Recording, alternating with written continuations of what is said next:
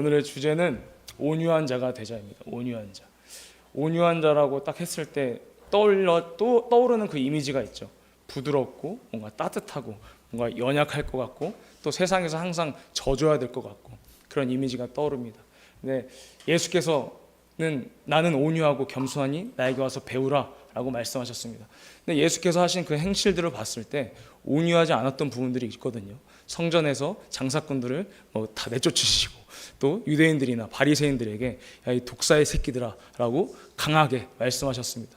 그런 것들을 봤을 때 예수는 온유함이 지금 그냥 제가 앞에서 말씀드렸던 우리가 떠올랐던 그 이미지와는 다른 온유함을 말씀하고 계신다는 것이죠. 그러니까 이 온유하다라는 것은 예를 들면 야생마가 있습니다. 그 야생마가 야생에서 막 뛰어다녔어요. 근데 그 야생마를 우리가 길들였습니다. 그 사육제를 통해서 길들인 다음에 그 야생마를 울타리 안에 가둬놓고 그 야생마를 걷게끔 한 것입니다. 그 모습이 바로 온유하다라고 이야기할 수 있는 거예요. 그러니까 예수께서는 그 능력이 있으셨단 말이죠. 하나님과 동등됨을 취하지 않으셨어요. 그렇기 때문에 우리가 그 예수님께서 온유하신 마음과 겸손하신 마음을 가지고 있다. 그래서 그 온유함을 우리에게 대입해 보면 우리는 은혜 가운데서 우리의 능력대로 또는 세상에 살면서 내가 할 수 있고 내 능력으로 할 수 있다가 아니라 하나님의 도우심을 구하는 것. 내가 은혜 안에서 하나님의 도우심을 구하고 내 능력이 아니라 하나님의 내게 능력 주심으로써 능력 주신 자 안에서 내가 뭐든지 할 수 있다고 고백하는 것이 바로 온유한 자의 마음이라는 것입니다. 그래서 이 온유한 자는 내가 강함이 있을지라도 내가 강한 것이 아니라 강함 대신 하나님 아버지께서 그 능력을 주시기 때문에 그 하나님이 나타난다는 것이죠.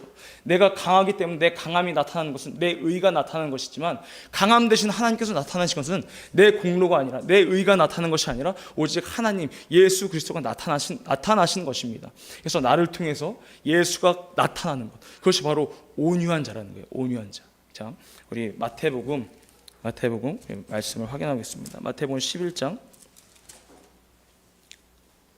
28절, 29절, 30절 우리 한번 읽어볼게요.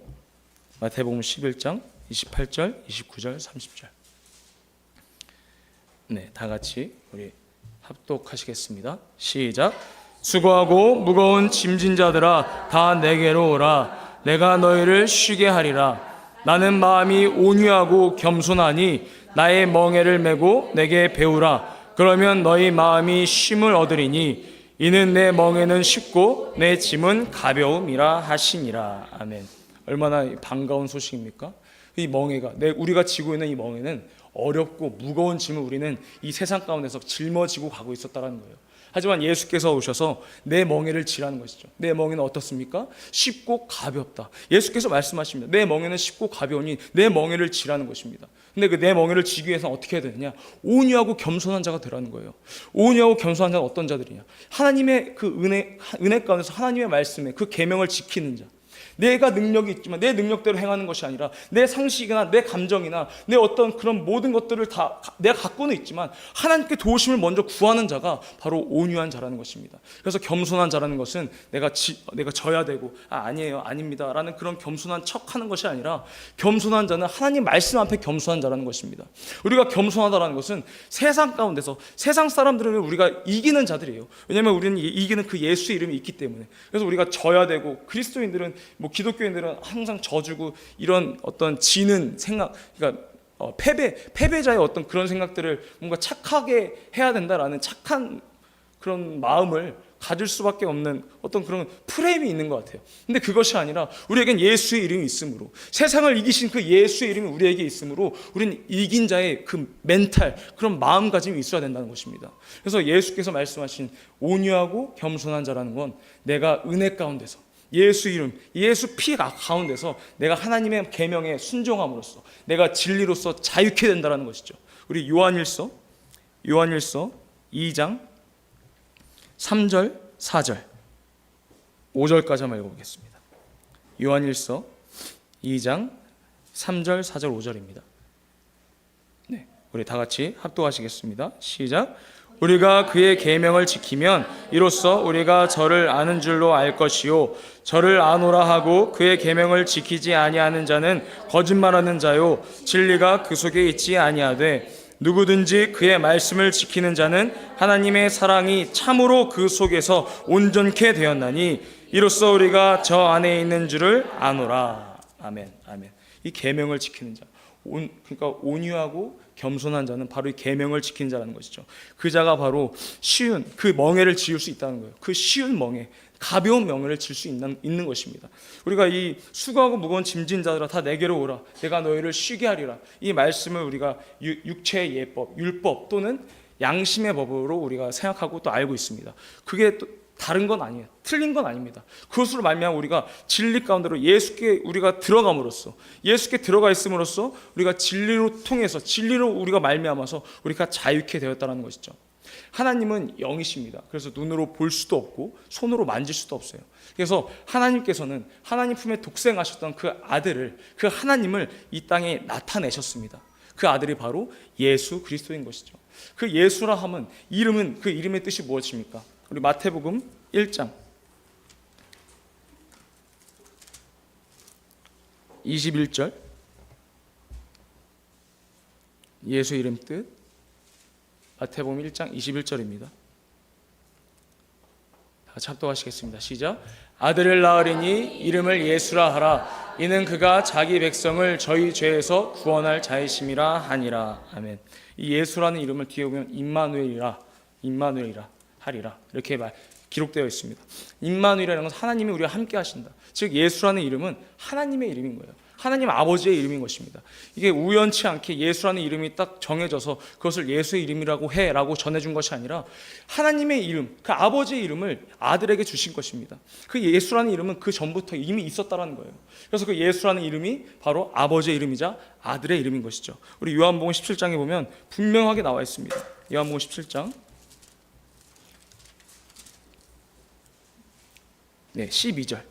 12절. 네, 다 같이 시작. 내가 저희와 함께 있을 때에 내게 주신 아버지의 이름으로 저희를 보존하와 지키었나이다. 그 중에 하나도 멸망치 않고 오직 멸망의 자식뿐이오니 이는 성경을 응하게 함이니이다. 아멘. 아버지의 이름을 아들에게 주셨습니다. 그 아들은 아버지와 함께 계셨던 하나님이세요. 그 하나님께서 그 아버지와 동등됨을 취하지 않으시고 겸손하시고 또 겸손하셔서 온유한 모습으로 이 땅에 인간의 모습을 하고 나타나신 것입니다. 또 우리가 성경 인물 중에 온유한 자가 있어요. 온유한 자. 그 자가 누구냐? 바로 베드로입니다. 우리 마태복음 이 베드로를 보면 누가복음입니다. 누가복음 5장. 누가복음 5장. 네.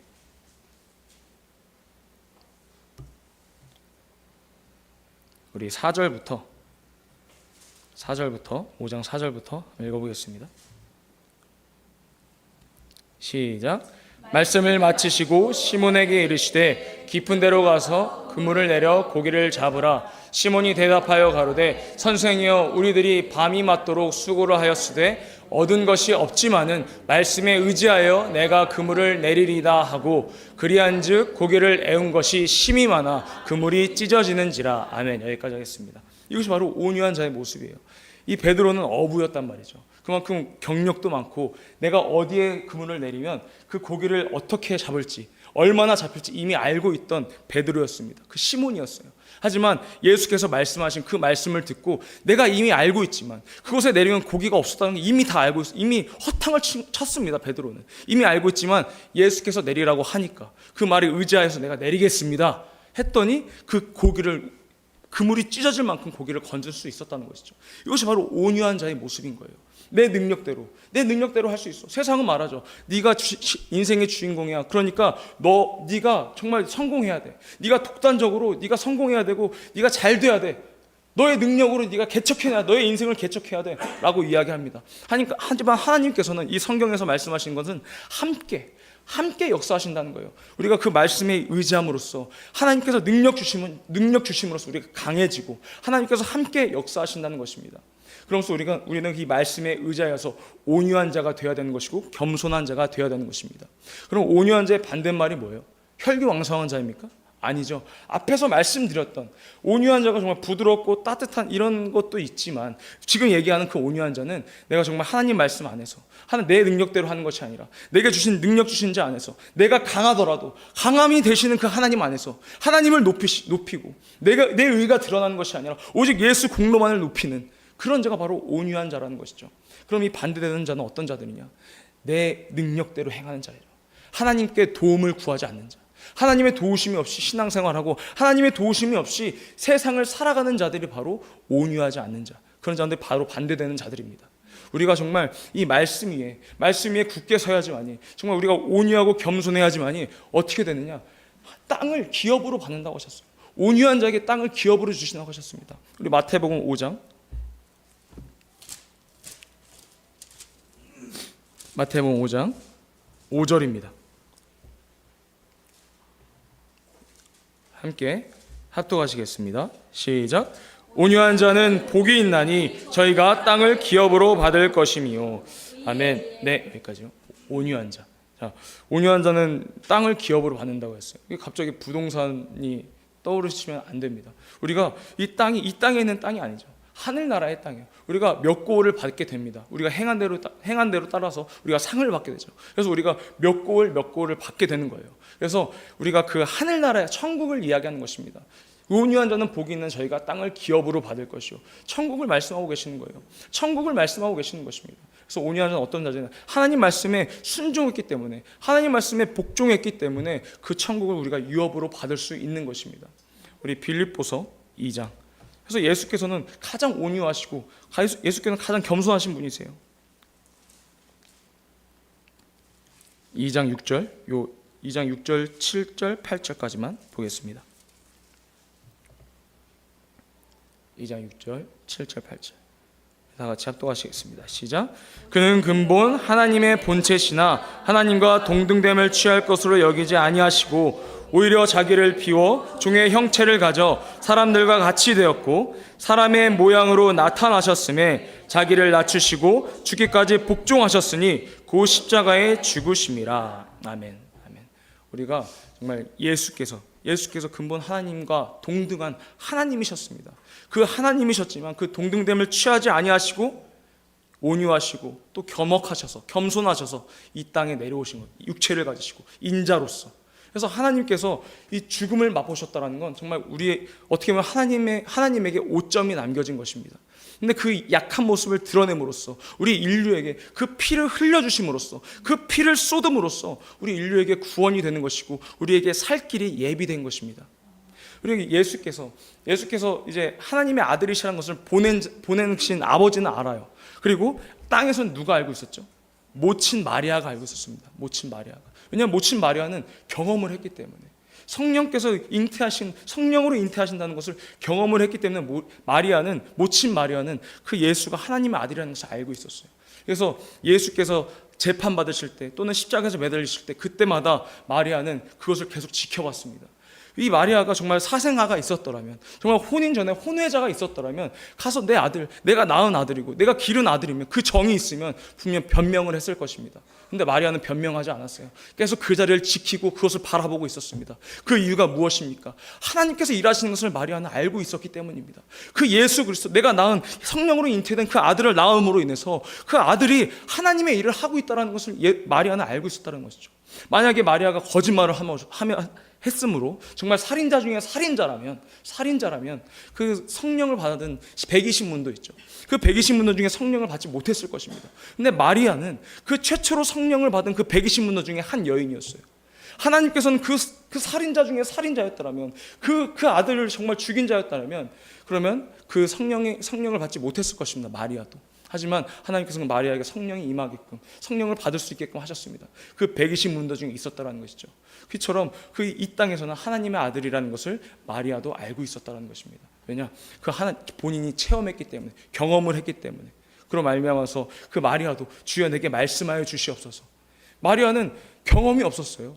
어떤 경험? 남자를 알 수 있는 그런 경험이 없어. 동정녀였단 말이죠. 하지만 하나님의 말씀에 의지함으로써, 하나님의 말씀을 믿고 주여 내게 말씀하여 말씀만 하시옵소서. 내가 남자는 아직 못하지만 내가 성령께서 역사하시면, 성령께서 내게 잉태하시면 내가 아들을 내가 잉태할 수 있다라는 그 믿음을 가지고, 그 성령께서 말씀하시는 하나님의 말씀을 정말 고지고대로 들었다라는 것이죠. 이것이 바로 온유한 자의 모습이라는 것입니다. 온유한 자. 그래서 우리가 정말 온유한 자가 되어야 돼요. 온유한 자라고 해서 세상에 나와서 지고 오라는 것이 아닙니다. 세상에 나와서 그냥 져주고 오라는 것이 아니에요. 분명하고 더 나아가서는 온유한 자는 하나님 말씀 앞에서 정말 분명하게 우리가 복종하고 순종함으로써 세상에 나가서도 그 말씀을 전해야 하는 자들입니다. 그것이 바로 온유한 자라는 거예요.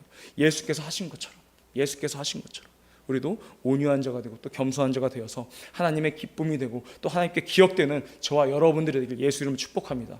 지금 세상은 이단과 사이비가 가득해서 그런 영상들을 많이 만들어내고 있습니다. 그래서 그것들을 만들어냄으로 인해서, 그것들을 봄으로 인해서 기독교 사람들은 기독교가 이단과 사이비가 동일하다라고 생각하진 않아요. 그렇게 분별할 수는 있지만 그들이 어떻게 생각하냐면 그 교회 생활을 열심히 하다 보면 깊이 빠지면 안 되겠구나.